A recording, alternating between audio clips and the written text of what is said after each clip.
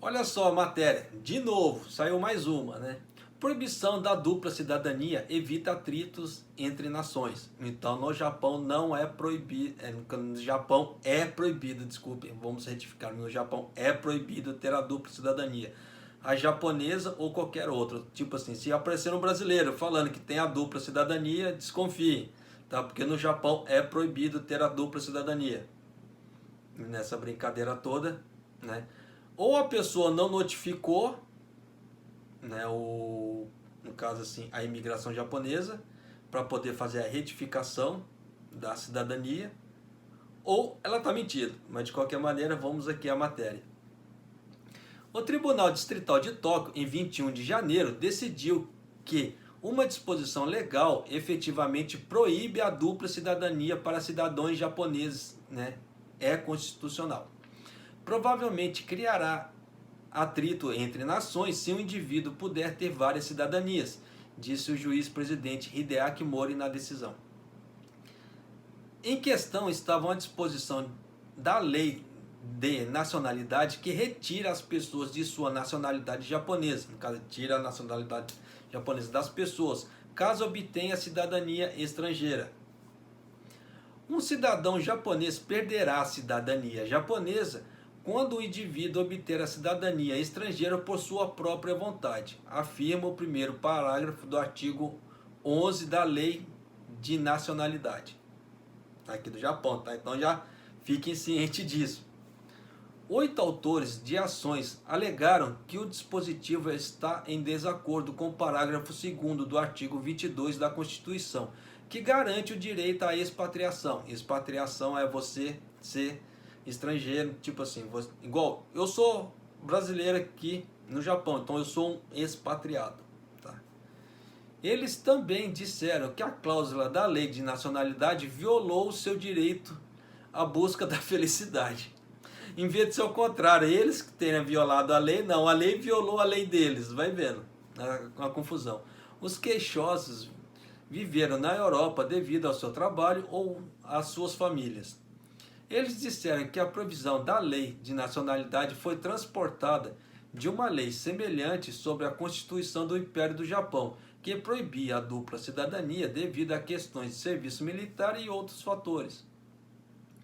O dispositivo não acomoda a sociedade contemporânea, que é muito mais globalizada, argumentaram os autores. Sim, mas lei japonesa é lei, então não adianta você querer mudar a lei, tá? Não vai fazer igual, eu não vou nem citar isso, que é complicado, né? Então, as pessoas querem interpretar a lei a seu modo, coisa que não pode, coisa que é muito feito no Brasil, tá?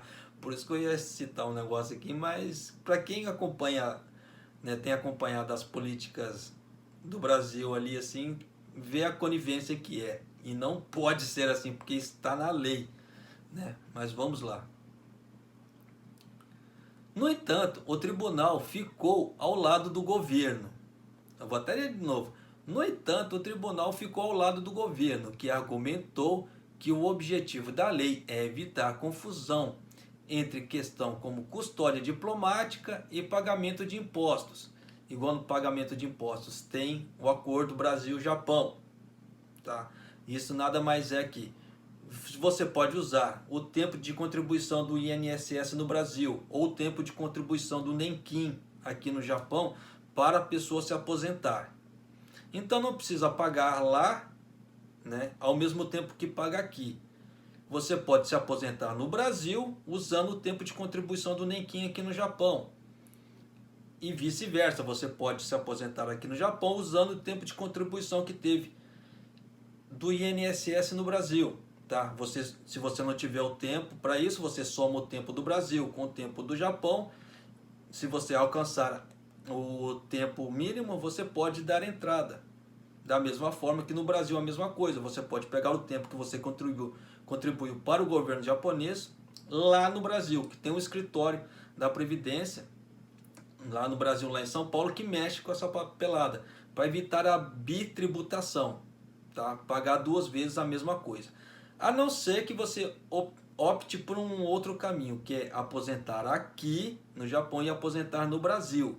Aí você tem que pagar o Nenkin aqui no Japão e pagar o INSS lá no Brasil também. Aí você vai usar em separado, o tempo daqui é para cá, o tempo de lá é para lá. E você consegue duas aposentadorias também. Então você tem essa opção também. A decisão disse que os argumentos do governo eram razoáveis.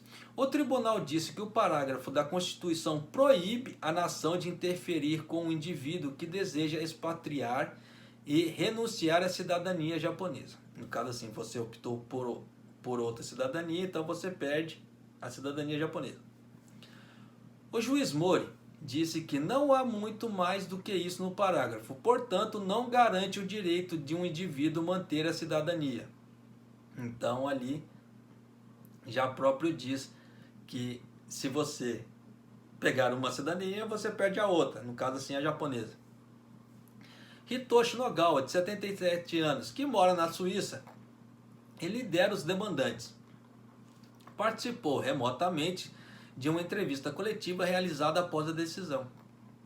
O tribunal praticamente disse que a lei é mais poderosa do que a Constituição, disse Nogawa. Não fez sentido, porque a própria Constituição é a própria lei, é o que rege, né, o país. Se não houver Constituição, e aí? Qualquer lei pode ser difundida, qualquer lei pode ser feita ali na hora, aos trancos e barrancos ali, que está tudo certo. Por isso que existe a Constituição, mas as pessoas não entendem isso. Da mesma forma que no Brasil, a Constituição é atropelada a trancos e barrancos, mas... né? Ele disse que planeja apelar da decisão.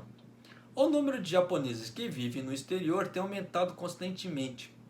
De acordo com o Ministério das Relações Exteriores, cerca de 587 mil japoneses, incluindo residentes permanentes, permaneceram no exterior por mais de 3 anos.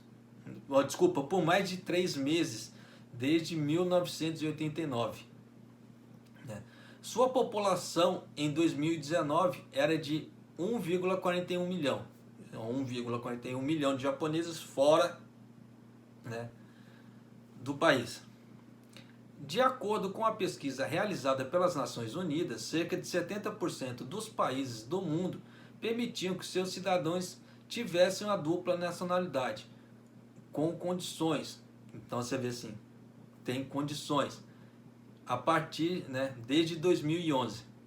Então vocês estão vendo que existem certas condições para os países. E o Japão tem as condições deles também. Ou você é japonês ou você não é japonês. Simples assim.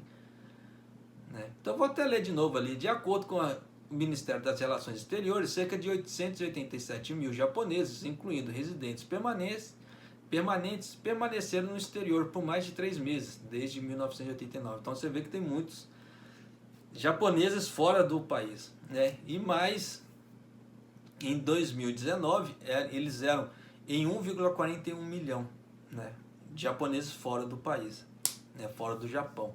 E nessa brincadeira toda, vocês estão vendo a confusão que dá. Mas, se aparecer alguém para você falando assim, eu sou brasileiro, eu tenho a dupla, desconfia, tá? Porque você vê que pela lei aqui japonesa não pode. Sinal que ele não notificou ao consulado, no caso assim, a imigração japonesa, para fazer a retificação. Porque tem que ter, como é que se fala assim, só pode ter uma. E como foi o caso também da tenista, né, aquela tenista japonesa, a Osaka, né, que ela teve, quando ela fez 20 anos, ela teve que optar por uma nacionalidade. O pai, a mãe é japonesa, o pai haitiano. Então, quando ela fez a maioridade, eu vi, nessa época deu uma repercussão danada aqui no Japão, ficou-se na dúvida se ela ia optar pela japonesa ou não, e ela acabou optando pela nacionalidade japonesa. E para maiores de 20 anos, né, quando eles pisam no Japão, eles têm que notificar a imigração para poder tomar a decisão de aceitar ser japonês ou não. E tem muitos que não fazem isso, porque não dá penalidade, no caso assim, financeira. Então muitos ficam calados, para evitar a dor de cabeça, como nesse caso. Mas de qualquer maneira, você vê que no Japão é ilegal ter dupla cidadania. No caso assim, a japonesa e mais uma, tá certo? Então tá. Um abraço e até o próximo vídeo. Até mais.